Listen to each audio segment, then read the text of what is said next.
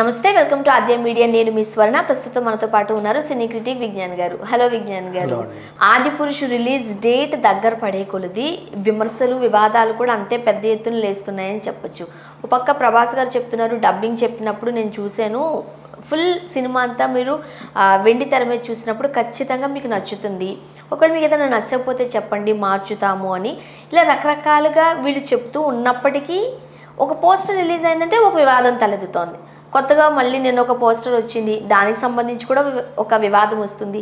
ఎందువల్ల ఈ ఆదిపురుషుకి ఈ ప్రమాదం తప్పట్లేదు? ప్రమాదం కాదు, వీళ్ళు కావాలని ఈ సినిమాని వివాదం చేయడానికే తీశారని నేను నెత్తి నోరు బాదుకొని మొత్తుకుంటున్నా. అది ఎలా అర్థమవుతుందో తెలియదు, కానీ ఇప్పుడు చూడు ఆ పోస్టర్ ఈవెన్ ఒక నార్మల్ విఎఫ్ఎక్స్ నేర్చుకున్న అబ్బాయి కూడా అంత సిల్లీ మిస్టేక్ చేయడు. అలాంటిది 600 కోట్ల బడ్జెట్ సినిమా ఎలా అవుతుంది? బేసిక్గా ఏం చేశారంటే, ఏదో హాలీవుడ్ పోస్టర్ ఉంటే బాగా మంటలది ఏదో సంథింగ్ ఫస్ట్ అది తీసుకున్నారు, దాన్ని ఏదో మార్చి అందులో రాముడిని హనుమంతుని అందరిని ఇరికిచ్చారు, అంత బాగానే ఉంది. కానీ ఆ బ్రష్ సరిగ్గా చేయడం మర్చిపోతే ఒక పక్కన ఆ బిల్డింగ్స్ అలాగే ఉండిపోయాయి. న్యూయార్క్ సిటీ ఉంది అక్కడ. హనుమంతుడు న్యూయార్క్ సిటీకి ఎందుకు వెళ్ళాడా అంటే ఒక డౌట్. పైగా యాక్చువల్గా చేసేటప్పుడు వీళ్ళు అవన్నీ చెక్ చేసుకుంటారు కదా.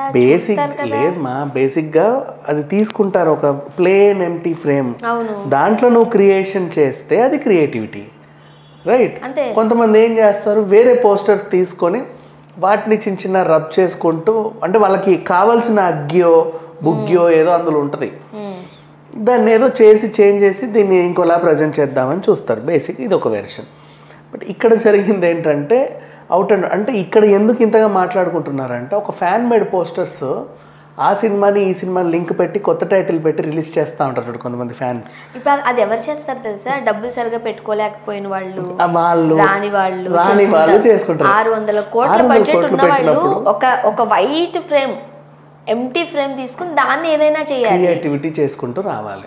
ఇప్పుడు ఇక్కడ ఏం చేసుకుంటారు, మరి న్యూయార్క్ సిటీయో లేకపోతే అది ఇంకేం సిటీయో, డల్లాసో లేకపోతే టెక్సాసో మనకు తెలియదు, కానీ అది ఎందుకు తీసుకున్నారో దాన్ని ఏదో రకంగా రబ్ చేస్తే మేబీ వాళ్ళకి ఆకాశం నచ్చిందేమో, ఏం నచ్చిందో అదంతా ఎంత చూసినా సరే. ఆ పోస్టర్ పేస్ట్ పెట్టుకుంటే వచ్చేస్తుంది కదా ఇంకొకటి. ఎట్లా చూసినా ఈ పోస్టర్ అయితే ఏ రకంగా చూసినా కూడా అసలు ఇట్లా ఏదో దొరికింది వాళ్ళకి. నేను అదే చూస్తా ఉన్నాను, నాకే చూస్తే చాలా మంది గమనిస్తారు అసలు ఏంటి ఇంత ఉంది దీంట్లో, ఇంచు చూస్తున్నారు. అసలు చూడడానికి చాలా మంది ఉన్నారు, ఇంచు చూసేసరికి ఈ పక్కన బిల్డింగ్లు కనబడుతున్నాయి, చేసుకుంటే సోషల్ మీడియాలో హల్చల్ చేస్తుంది. దాన్ని మళ్ళీ కామెంట్లు కొంతమంది, ఇది మేబీ అది రావణుడు అపార్ట్మెంట్ అయి ఉండొచ్చు అని ఒకడు, లేకపోతే ఇది ఆధునిక ఆదిపురుష్ కదా, సిటీ అలాగే ఉంది, కాకపోతే మధ్యలో వీళ్ళ రామాయణం నడిచింది అని కొంతమంది.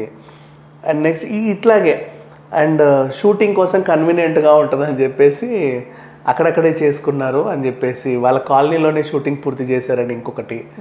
ఇట్లా రకరకాల మంది రకరకాల కామెంట్లు పెడుతున్నారు.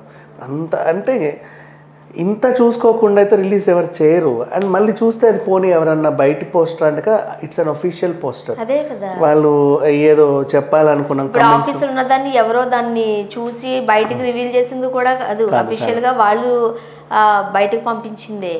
చిన్న చిన్న మిస్టేక్స్ అనాలా దీన్ని, పెద్ద పెద్ద మిస్టేక్స్ అనాలా? కావాలని చేసిన మిస్టేక్స్ అని అనుకోవచ్చు. ఈ సినిమాని వివాదం చేయాలనే ముందు నుంచి. ఇంకొకటి 600 కోట్లు అన్న మాట కూడా అవాస్తవం. వై? బికాస్ 20 CR పెట్టి 12 కోట్లు 25 కోట్లు ఎంతో తీసిన జై హనుమాన్లో గ్రాఫిక్స్ చూడు ఎంత బాగుంటుందో. అండ్ నెక్స్ట్ మన మగధీరలో కానీ పోనీ యమదొంగలో కానీ ఆ గ్రాఫిక్స్ చూడు ఎంత బాగుంటుంది. అంత అవ్వలేదు యమదొంగకి, మరి ఇక్కడ వీళ్ళకి ఎందుకు ఇంత? అండ్ ఇంకొకటి హిందీ సీరియల్స్, ఇప్పుడు మనం దూరదర్శన్ సీరియల్ మాట్లాడుకుందాం, మహాభారతం, లేదా ఈటీవీలో వచ్చిన భాగవతం గురించి మాట్లాడుకుందాం. వాళ్ళన్ని వందల కోట్లు పెట్టలా, 100 కోట్లు పెట్టి తీసేంత లేదు కదా సీరియల్స్కి. మొత్తం గ్రీన్ మ్యాట్ వర్క్, వాళ్ళ గ్రీన్ మ్యాట్ వర్కే అంత అందంగా ఉంటే క్రియేటివ్గా ఉంటే నీ మ్యాట్ వర్కింగ్కి ఎలా ఉండాలి.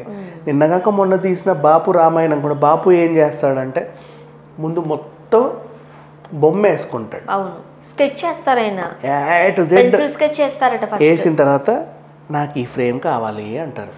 అప్పుడు ఆర్ట్ డైరెక్టర్లు వెనకాలది పెట్టి ఆ టైప్ పందిరేసి వాళ్ళందరినీ వేసి ఆర్టిస్టులకు కూడా ఆ వేషాలు వేసి ఆ టైప్ నగలు పెట్టి ఆ పొజిషన్లో వాళ్ళని కూర్చోపెట్టి అప్పుడు షూట్ చేస్తారు. ఎంత అందంగా తీస్తారు యాక్చువల్లీ. అది అట్లా ఉంటాయి. కానీ ఇక్కడ వీళ్ళు ఏదో కావాలని చేశారు. అండ్ ఇంకోటి ఇదంతా నాకు తెలిసి ఆదిపురుష్కి నాకు తెలిసి ఈ 50 కోట్లు కూడా చాలా ఎక్కువే.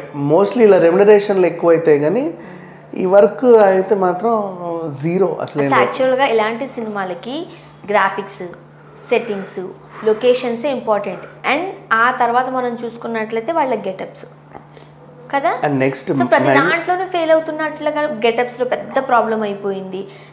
సీతకి ఏంటి నేత చేరేశారు, సీతకి ఆభరణాలు లేవేంటి, వనవాసానికి అట్లా వెళ్ళిపోతున్నప్పుడు ఆమె ఆభరణాలతోనే వెళ్ళింది, అక్కడికి వెళ్ళాక తీసేసిందేమో.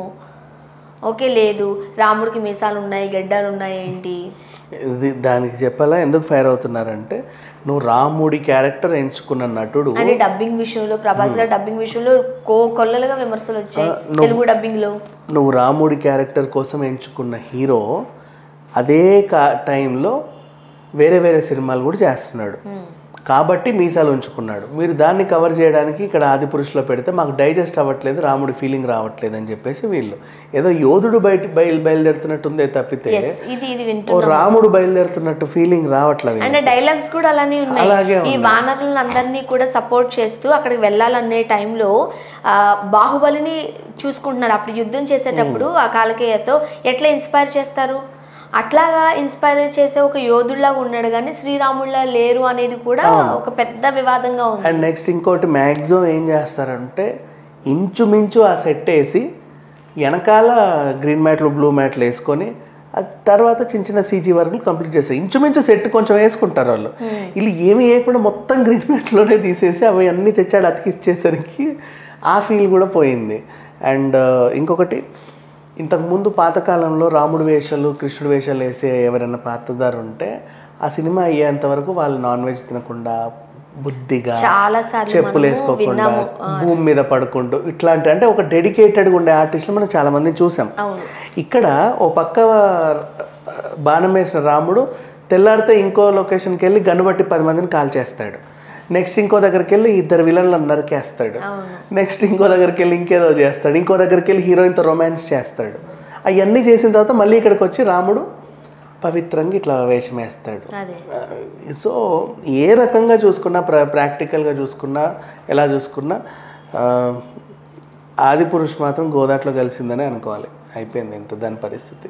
చూడాలి అసలు రిలీజ్ అయిన తర్వాత ఇంకెన్న విమర్శలు వస్తాయా లేకపోతే ఈ విమర్శలన్నింటినీ కొట్టి పాడేస్తుందా ఈ సినిమా అంటే మాత్రం వెయిట్ చేయాల్సిందే. Thank you so much. Thank you.